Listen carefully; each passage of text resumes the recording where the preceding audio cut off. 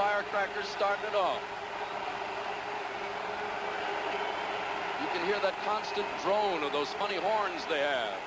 20 seconds, soon to be 15. Here we go, down to the last 10, 9, 8, 7, 6, 5, 4, 3, 2, 1, and a happy 1979!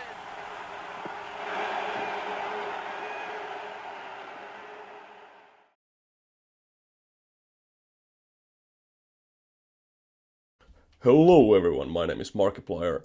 Welcome, and Happy New Year yet again. It's 1979 and the start of another brilliant year. What a great time to be alive. One of the greatest years in his term. Maybe not, let's not do this anymore. But, gaming in 1979. Well, video games are still here. This is one of those years where things kind of just kept going like they had in 1978. Space Invaders still topped the charts across the world for the second year in a row. New titles and sequels came out, and Atari continued their market dominance with their VCS, the Atari 2600. However, this is also the year where Atari, or at least the Atari 2600, received another competitor in the console market. I've mentioned some other ones in past episodes briefly, but they were very minor notes in gaming history. They weren't anything too big. But this one, the Intellivision, was arguably the strongest competitor of the 2600, looking back. And it actually had stronger hardware than Atari's console. It's not like the Intellivision ever took over Atari's market dominance. But I think it's worth mentioning since it is the biggest competitor in the same console generation. Some new companies also found their footing in this year. One of them was Activision, a company that is still widely beloved to this day, along with Capcom. Other notable names like Strategic Simulations, Edgeware, Quicksilver, and Infocom found their start this year. PC sales also continued to grow this year, and this is also a year which is somewhat significant in the history of PC gaming, as some foundational computer games came out, like Aclabeth, which is basically Proto-Ultima. The first Atari 8-bit home computers also came out, joining the market alongside the likes of the TRS-80 and the Apple II. Now enough with the yapping, and let's sink our teeth into the real meat of this video. That being, what exactly did I play? Well, as always, let's naturally get right into it by mentioning the games that I did not play, but I felt weren't a mention. Let's start off with Monaco GP. It's a racing game that is familiar to those who know by now, that are familiar with racing games of this time. It's an arcade game by Sega, and you just drive up the screen and dodge cars. I think it's a pretty good game, fun, even if it felt like it was kind of sloppy. The graphics were good and the sound sucked, and I think it was probably easily the best looking game so far. Now you might be confused since I said we're gonna start with games I did not play, but I am talking about this as if I played it. Well, I thought I did, but turns out I was playing the 1983 version. Brilliant, yeah, that makes sense. The 1979 game turns out is, I think, kind of like Lost Media. Well, anyway, the 1979 version looks like it was fun too, but since the real game I played was in 1983, I thought to mention that Monaco GP exists. It's a cool racing game, but for the full review, I'm gonna save that for later if I ever get to it anyway. And then, just as I mentioned before, we have Aclabeth, the original Ultima, the start of a legend, Lord British's first hobby project that turned into the beginning of a grand legacy of shitty games. It's a game where you move in an overworld map that looks kind of like this, with different shapes representing different things, and you go to shops to buy equipment and food, and then you dive into the dungeons.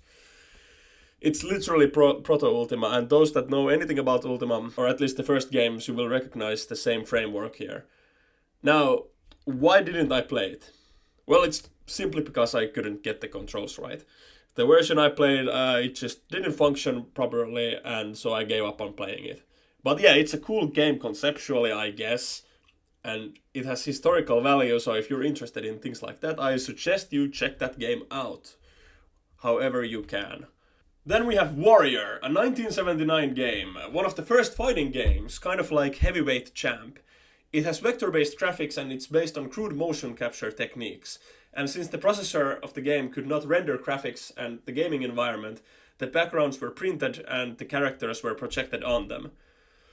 It featured 2 knights fighting, and that's about it. It's pretty cool, but as I could not find any way to play it, it's skip for me. And finally, we have Wilderness Campaign. It's an RPG made by Synergistic Software, and one of the first real RPGs, I guess. You control a party, go through dungeons, battle monsters, collect money, and move through the map. It's kind of cool, and it's actually marked as a CRPG on Wikipedia. Okay. I did not play the game, as I could not find a working, manageable experience to test it, but I thought it was kind of cool and a unique game for its time. Now we get to the 19 games I played from 1979, and starting off we have... Number 19, The Count. May eternal fortune rain down upon Scott Adams for writing such a brilliant game. May eternal happiness be granted to Adventure International. Well, anyway, The Count. It's another fucking text adventure. I gave it a chance. I tried to play it, but... No, let's be honest here. This game is a text adventure about escaping from Dracula's castle. And yeah, but really this game, it isn't really about the Count or Dracula's castle or anything. It's about me. And it's about the text adventures I could have played and which ones I can play in the future. That's really what this lot is about. While The Count is probably a good text adventure, at least for the time and for fans of the genre, I really don't want to talk about it that much. Look at this. These are all the text adventures I could have picked. And I just picked The Count, because it's the highest rated one on Moby Games. It's the first game I really don't want to rank, but I really had an F tier experience here. At the same time, I really don't know if it's this game's fault or if it's just because of this fucking text adventure shitty ass genre. Well, why? Why did I drop it? Well, I came to an epiphany while playing it. Having to constantly die and repeat everything just to fucking softlock again, just to get stuck, just to get frustrated on some fucking puzzle about a rat tail from the 1800s or something, I just realized these obtuse moon logic text adventures aren't for me. They don't really provide me anything I really like about gaming. There's no engaging fun story, at least not for me. There's no real fun gameplay. The puzzles aren't satisfying. The visuals aren't even that good, really. Hell, there's no narrative. I mean, exploration and the puzzles are the heart of the game, and I hate it. I hate it in this game. I hate it in so many of the other previous text adventures. I feel I would have had the same experience regardless of which text adventure I picked. And that's why I don't want to be too harsh on this game in particular. So this is kind of a special case in this series where I rant about the genre in one spot. So where does that leave us? Well, basically I won't be playing any more text adventures. Nada! All the ones you see me rank from now will lack gameplay, as I do not want to revisit them. And the ones you will see are ones that I have already played in 2025 or 2024. Ones like Zork, which is probably actually the only exception, which will be revisited. Yeah, this dramatic section is here more as a proclamation of clinical death for a genre, and less a game I really want to cover. So yeah, if you like text adventures, check out The Count, I guess. Maybe when Lucasfilm starts making adventure games in the 90s, I'll check those out, but before that, the adventure genre is fucking dead to me. Number 18. Slot Machine. So, Slot Machine, you will never believe this. It's a game where you play slots. You put in the coin, you see if you win, and you either win or you run out of tokens. And the game will never end unless you run out of tokens. Yes, you heard it here first. It's gambling. It's a gambling game. And a gambling Atari 2600 game made by David Crane. And there's literally nothing else. It's just a gambling simulator. But get this, you don't get anything. It's a kid's first coding project. You just see the fucking numbers spin and you get what you get, and yeah. I don't respect it. It's an F tier game. There was nothing in it for me. I like gambling, but this just didn't feel like anything. Number 17, video chess. Video chess is... wait, we have a vestige from 2025 speaking. It's me? My previous review? Wow, it actually works. The difficulty works. But the epilepsy screen change and graphics and clunkiness, while charming in their own way, really fucking blows. Yeah, as you heard from me, it's a chess game made by Larry Wagner and Bob Whitehead and Kaplan for the VCS. And it's chess. And you know what? Chess... you know what? Chess already fucking sucks. Yes, I know. So you have a pretty high bar to clear if you want to make chess fun. No. But seriously though, imagine chess with an insane difficulty scale for bots, and everything takes a million fucking years. And imagine how interacting with the system is as janky as you can get. Maybe it was great in its time. Maybe it was the only way you could play chess on the 2600 and against computers. But now it really fucking sucks and I hate it. F tier. Number 16, my chess.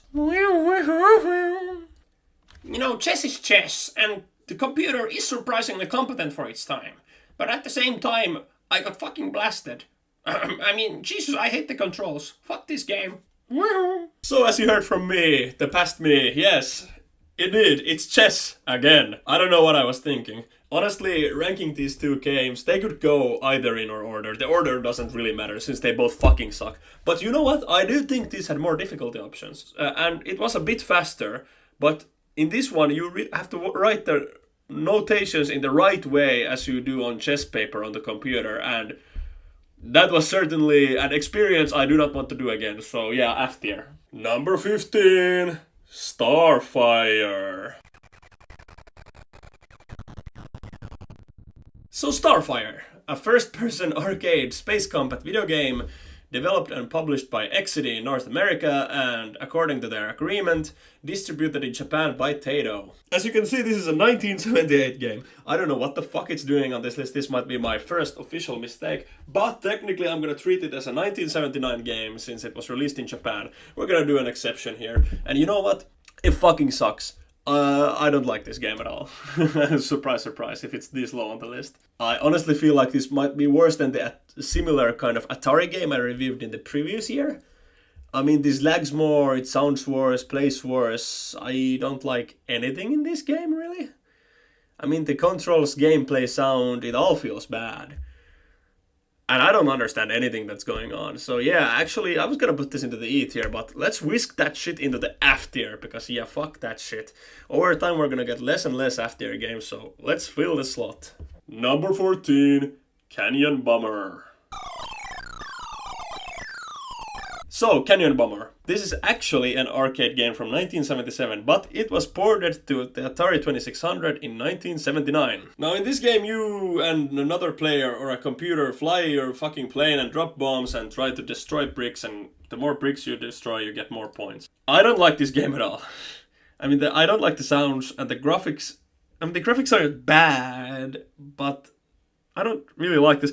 This actually might be one of my first spite picks, but there's nothing I love about this game. I hated playing it, and it might actually just be because the AI kept fucking owning me, and I suck at this game. And that might be the reason why I don't like this gameplay at all. So I really want to put it into the F tier. But I think it might be a bit harsh considering the other F tier games. So I'm gonna actually put it into the E tier. A last second change. Number 13, Speed Freak.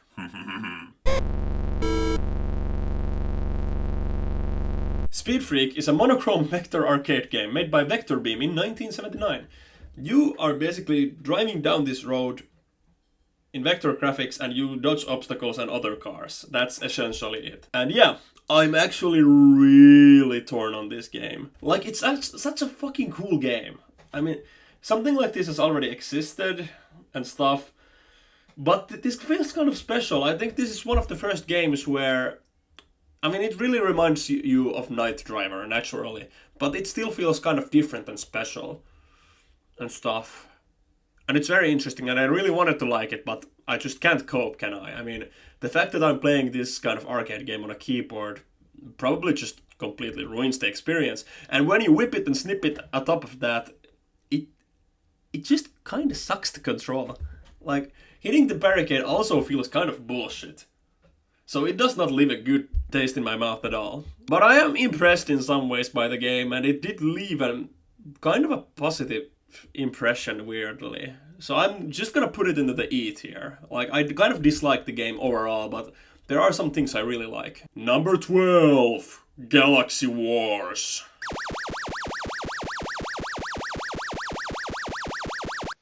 So Galaxy Wars, it's a first-person fixed shooter arcade video game that was developed by Universal and published by Taito in 1979.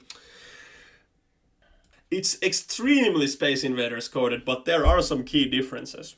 Basically, it's kind of more engaging in a way, since you have to dodge asteroids and aliens, and you can control the missile and how fast it goes. And you try to, but in general it's the same. You try to stop the UFOs from reaching the bottom of the screen. There's some funny, quirky things about it, like the messages that pop up, like "good," "fantastic," "give up," stuff like that. It's kind of fun, but really, my honest opinion about the game, I think it's kind of meh. It's okay, and it was fine and stuff when it was just kind of the gameplay, but somehow in execution it felt kind of boring. And, you know, in general that is like a C-tier game, maybe, but this is kind of like the bad kind of mid. And the sounds really irked me, so we're gonna put that shit right into the D tier. Number 11, Superman. Superman. What an interesting game, and a lot to unpack here. Yeah. This is probably the first superhero game, and yeah, it is an action-adventure game. You're right, Wikipedia. I guess it counts for that. It was programmed by John Dunn, and it was made for the Atari 2600, or I guess it's the VCS, yeah. The reason why I'm being like this about this game is because I really had a journey with this game. My opinions have been all over the place. And to set the stage, let's hear what old me has to say. It's a very interesting game for its time. I will replay it when I have more time with the map on, but so far, this is my favorite Atari game. It is so ass to navigate though, and needs a map on another screen to play it. But it has a learning curve, which is kind of fun, and it can be completed faster, which is the whole point of the game. And it's pretty different from other games of its time, so yeah, I kind of like it. Well... Okay, thank you, past me. Get the fuck out of here. Let's get it out of the way. This game is super impressive in a lot of different ways. So, in this game, you basically just fly around. Actually, you start as Clark Kent, and a bridge is blown up. And then you kind of have to fly around to find pieces of this bridge and fix the bridge. But while you're doing that, Lex Luthor's fucking goons are kidnapping people, I think, and trying to kill you. And if their cross reaches you on the screen, like, they can depower you and you have to go back to a police box or something to turn into Superman. So it's very different. It's an open world game, like one of the first interconnected maps, world maps. I mean, different things are happening on different screens and it has a unique gameplay loop. It's a very, very unique game. The problem is that while it is unique and a really cool game, it's just kind of boring. And it fucking flickers. And if you're familiar with Atari 2600 games, you might be familiar with this flickering. And it sounds and looks like shit, like most Atari games. So, yeah, while it was really interesting and cool, it's more interesting and cool. It's kind of like the Ultima games. It's more interesting to learn about them than to play it. I mean, my ear hurt, my eye hurt and stuff. Goo goo gaga. So brain like yes, but many good thing execution no. Yeah. So, I mean, it's honestly an E tier game, but I respect it so much I'm gonna put it into the D tier. Number 10, Dungeon Quest, the Temple of Apshahai. So yeah, this is a dungeon crawling RPG that was published by Animated Simulations, which would later become Epix. This game originated on the TRS-80 and the Commodore PET, but it was ported to other computers in the 80s. Yeah, this is very interesting. Like Aklabeth, this is one of the first RPG games for home computers, and it actually predated it. And honestly, I was super surprised how popular this actually was. It was an enormous success for the era, selling 400,000 copies by 1986. I did not ever think it was this popular when I was playing it, but it's very cool, I guess. So anyway, in this game, you assume the role of an adventurer, you go to this dungeon, you fight monsters, you discover loot, there are 4 dungeons, 200 rooms, monsters. It's very similar to other games like this, but there is some, how should I say this, unique things that this game actually introduced. So first of all, the game is actually kind of split in two. It starts in the innkeeper phase, where you have to either generate a new character or input an existing one. And you kind of use these Dungeons and Dragons style stats for that.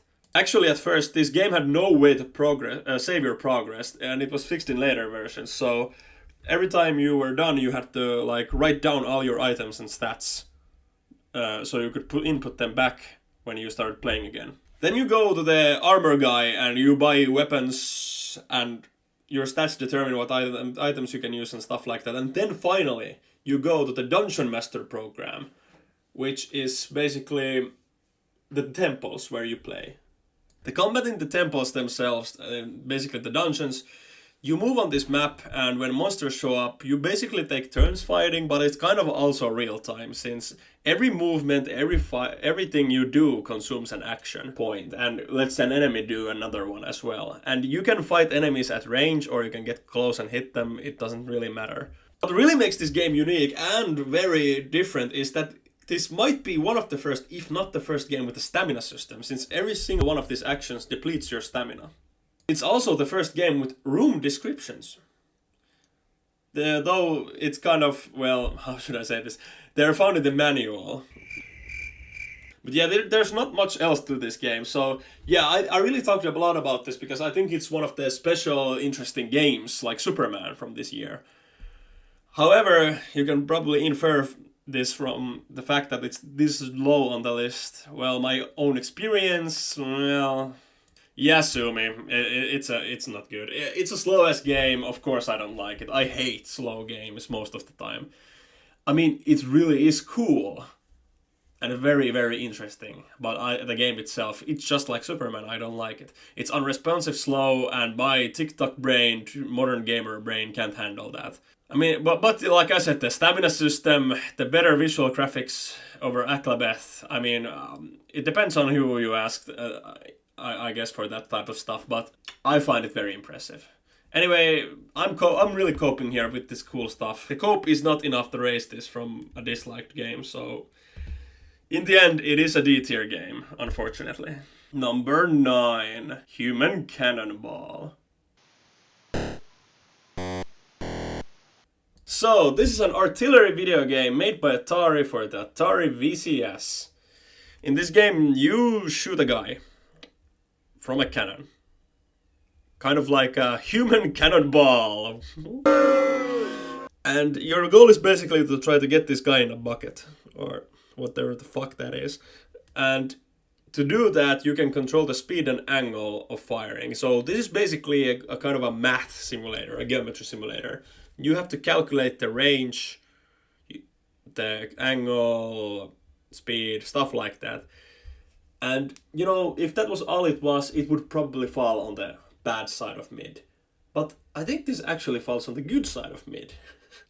Why? Because this game really has a lot of personality. I mean, this blue and green coloring, I really like it. I mean, it's Atari graphics, it's nothing crazy, it's nothing good, but I like it in its own way. And you know what? I think it's comparable to Pong in my mind. It's not as exciting, so it's probably worse, and I'd rather play Western Gun, which is a D-tier game. But actually, I don't know about that. I mean, it's functional. It's functional in what it tries to do. Obviously, there's some bugs and weird stuff since it's an Atari 2600 game, but it's remarkably stable with very simple mechanics and objectives, and it actually executes it very well for an Atari game. But changing the angles and speeds is slow and clunky. Because it's a fucking old game.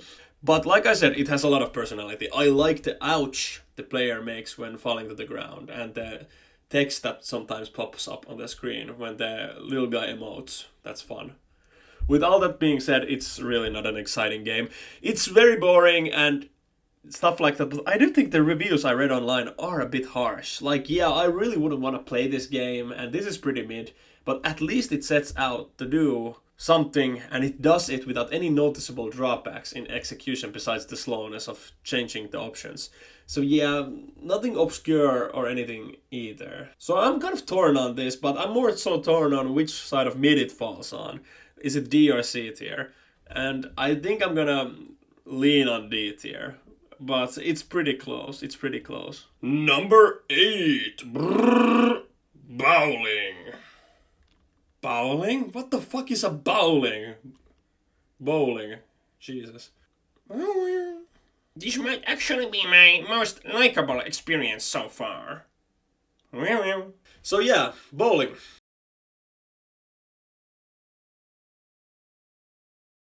This is a 1979 sports bowling video game. You are the bowler. You decide where the ball goes. You decide how it moves. Basically, it looks like this. There are multiple game modes, and the game modes affect how the ball functions. Essentially, it's just bowling. You decide the angle and the speed, direction where the ball goes, and in some game modes you can affect how the bowling ball moves after you've thrown it. So yeah, that's it. That's the game. It's kind of amazing. I have nothing to say about it. I kind of like it. It's in that category of Atari games where it's very simple, very fun, but there's nothing really to grab onto for me. It's kind of mid, but it's okay, and it's almost fun. So yeah, it doesn't look terrible. It sounds okay. It's amazing how this manages to be the epitome of C tier so far. Number 7, Skydiver.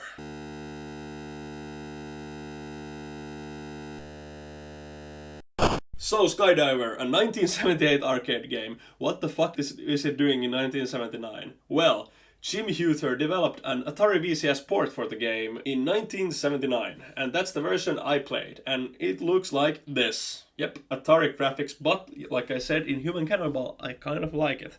This too, I mean, this is not as pretty, I don't like the brown as much as the green, but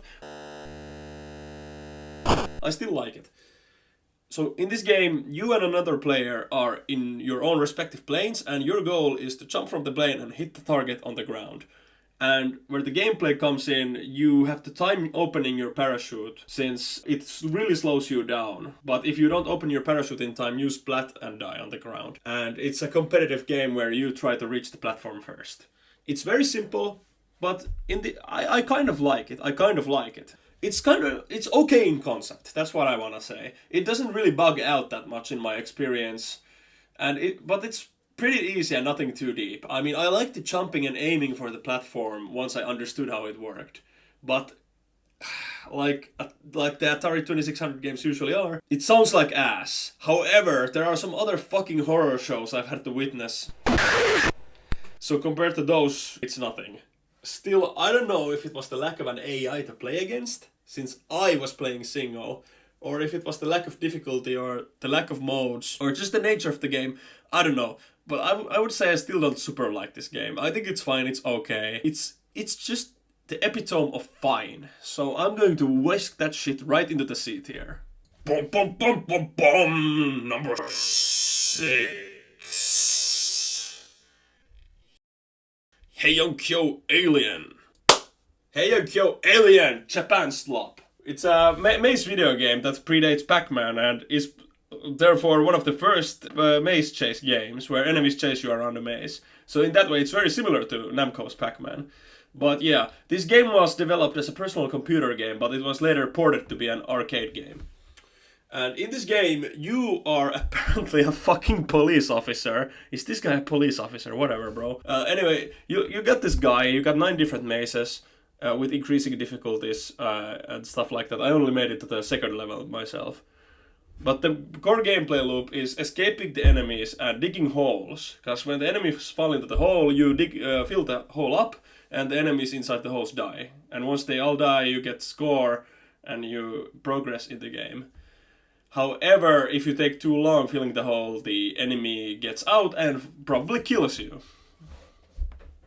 And I'm so torn on this game. It reminds me of some games I really like that come later on. But then again, there are some problems I have with the game. Like, there is not enough indication when aliens are ready to dig out or when your time is up. And the way the enemies move is super random. It's kind of fun, but it feels like watching paint dry simulator. They just move around the screen and you stand in place and nothing happens. Nothing ever happens. It just isn't smooth. It's clunky and janky as well, like so many old games are. But the core idea is very fun to me.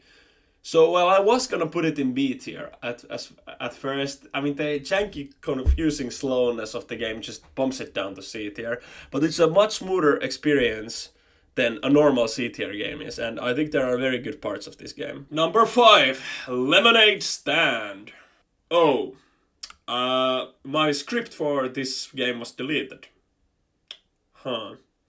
Well, looks like we're gonna have to ad-lib it. It's basically a business simulation game. You operate a lemonade stand, you determine the prices, how many cups you're gonna produce, and you have to take into account the day, the time, and mainly the weather. But you can't really predict it beforehand, and you have to make calculated guesses or something. I don't remember exactly how the gameplay went, but it was something along those lines. And this is actually a 1973 mainframe computer game, but it was ported by Charlie Kellner to the Apple II. And since the Apple II was so widely used in North America in schools, this is one of the games like Oregon Trail, which gained a lot of popularity and is, considering other 70s games and early 80s games, is one of the most well-known games, at least in the public consciousness from that time period. Now, as for the game itself, well, I haven't really articulated my thoughts on paper, but I think it's fun. It was really satisfying trying to make the business work, and it's very simple. There's no notable flaws. I didn't discover any bugs, so there's no slowness either, actually. So it works as fast as your computer allows it to work. There's no like in-game limitations on speed, and I think that's fun. I liked it. I liked thinking about strategies and wondering how to make the most money. And even though the defeats felt fucking crushing when I lost so much money, it felt fun to bounce back and stuff. It's a very simple concept, and I think it works really well. It's just, how would I describe it? It feels like something is missing from the game. It feels empty. It almost feels unfair, and I know that's by design, but it feels kind of annoying as well to play it. It feels kind of bullshit. Like, it just smacks me in the face, and it's almost like Slot Machine was before on this list. It's a game that does one thing. It has one simple command, one simple gameplay loop, and how much you get out of that depends on how much you like it. And I don't think it's just completely my kind of game, and I don't think the presentation and execution of the mechanics is the best that it can be. Though, in this kind of ad-libbing sense that I'm delivering this review now, I don't have no advice to offer either, so yeah.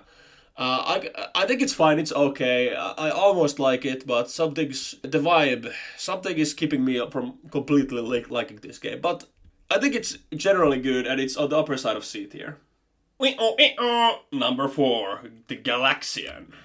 So this game is essentially Namco's answer to their rival company's Taito's Space Invaders. It's another fixed shooter, space shooter video game, kind of like Space Invaders, but this is a bit different. This game has more enemy variety. It has more complex movement. It has more sounds. It looks prettier.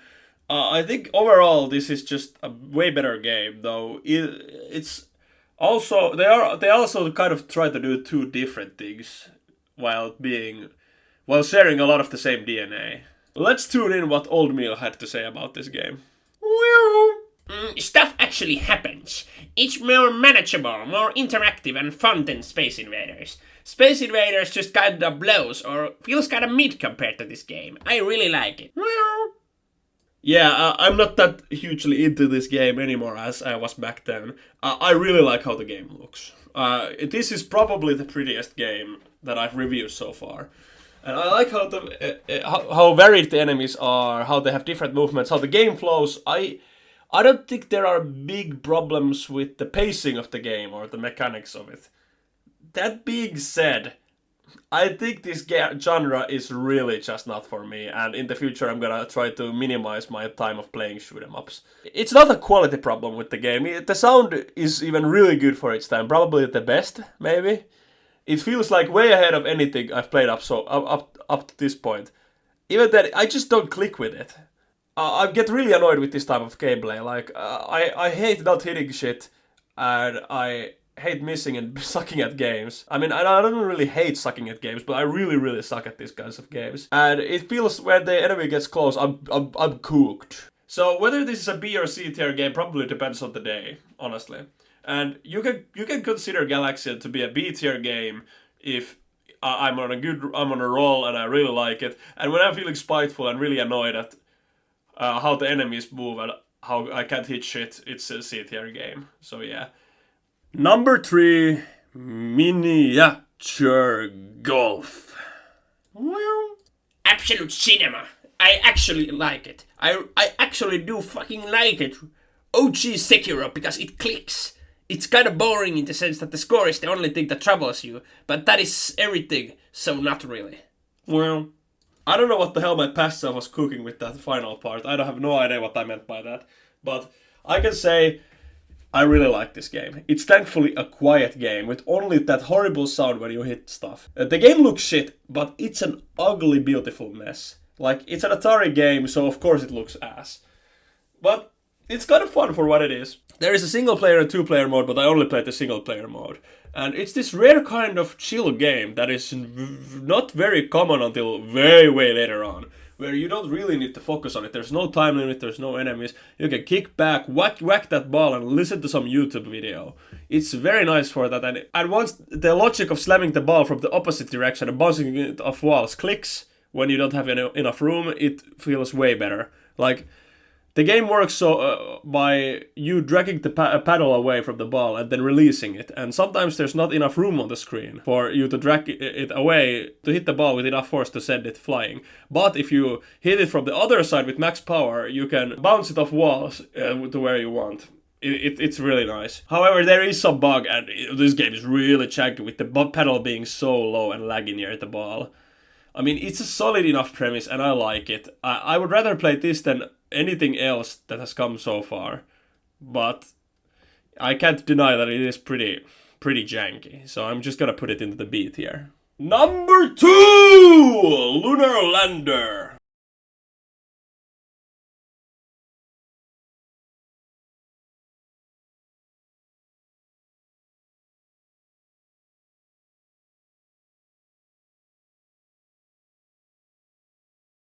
So, this is a 1979 spaceflight simulation game developed by Atari for the arcades. This is probably the most famous Lunar Lander genre game. Perhaps. If there's a more popular one, I'm not aware of it. There were previous games based on this concept, like Moonlander from 1973, and other text-based games. But the game that really popularized the genre is this one, and the numerous other games that attempt to emulate landing on a planet with a landing module are based on this game, largely. And for good reason, this is a pretty good game. In this game, like I said, you control a lunar landing module, and you view it from the side, and your goal is to fall on specific spots of the moon, and you get points depending on which spot you go to. You can rotate and burn fuel to fire a thruster in the air, so you can kind of change your position and slow your speed down to get an accurate landing, because if you don't land just the right way, you explode, you're gone, and game over. And there's nothing much else to this game, it's just that kind of gameplay loop. But I think it's kind of fun trying to land the spaceship. But with keyboard controls, I think it's a bit more janky than how it was intended to be. But it does bring about with it a certain kind of challenge that I actually don't find awful. I kind of like this kind of challenge. it's not my favorite thing in the world, and the graphics aren't that amazing, but you know, since it's an arcade game, it does have okay sounds, unlike the Atari 2600 games. And the physics of it are remarkably well on video game-like, I guess, or more realistic than games of its time. So, you know, I gotta find it an okay game to fuck around in, and I like it. So I'll put it in the B tier. Numero uno, number one. Asteroids.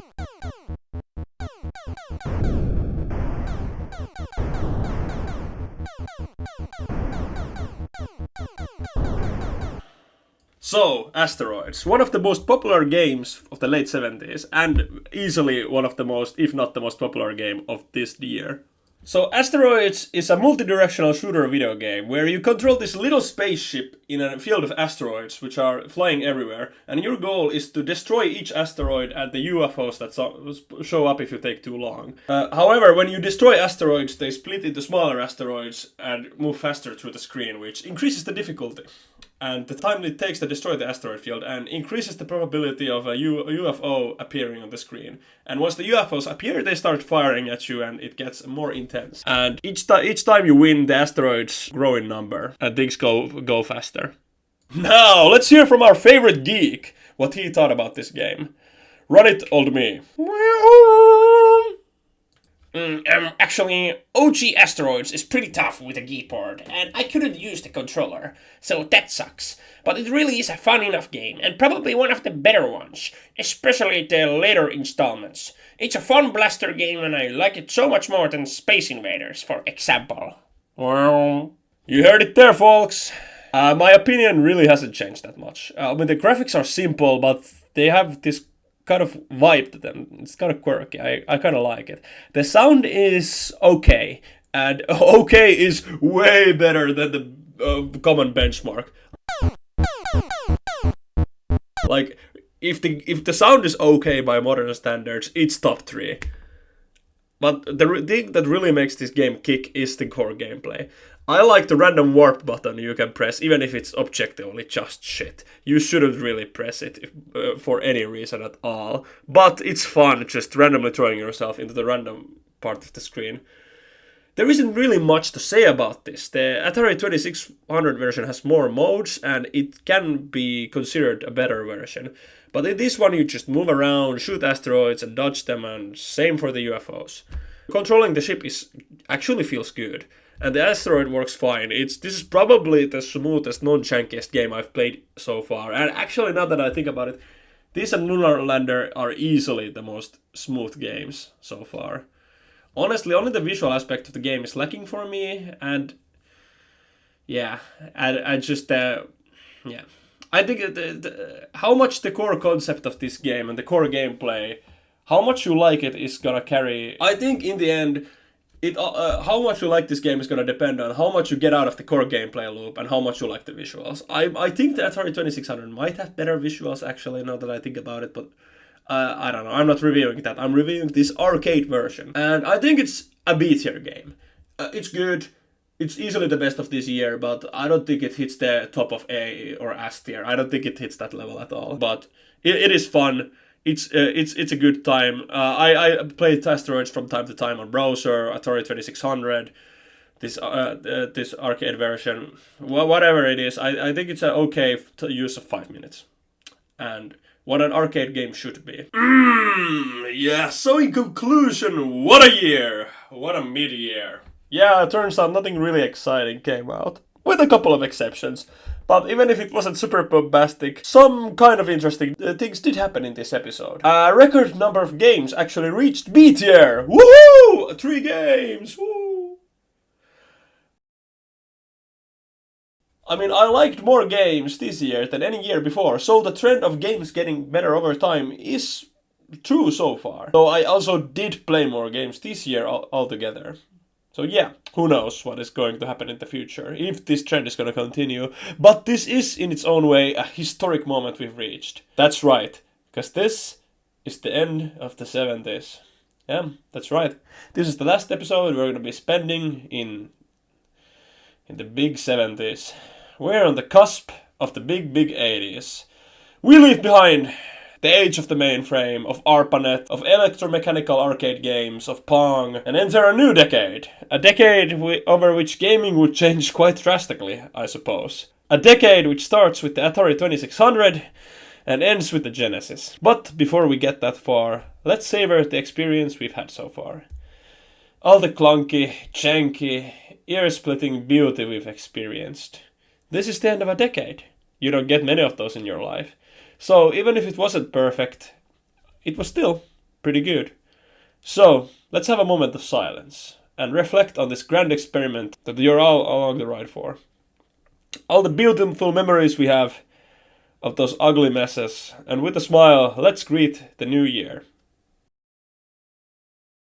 Thanks, and I hope you enjoyed 1979, and see you in 1980, future me.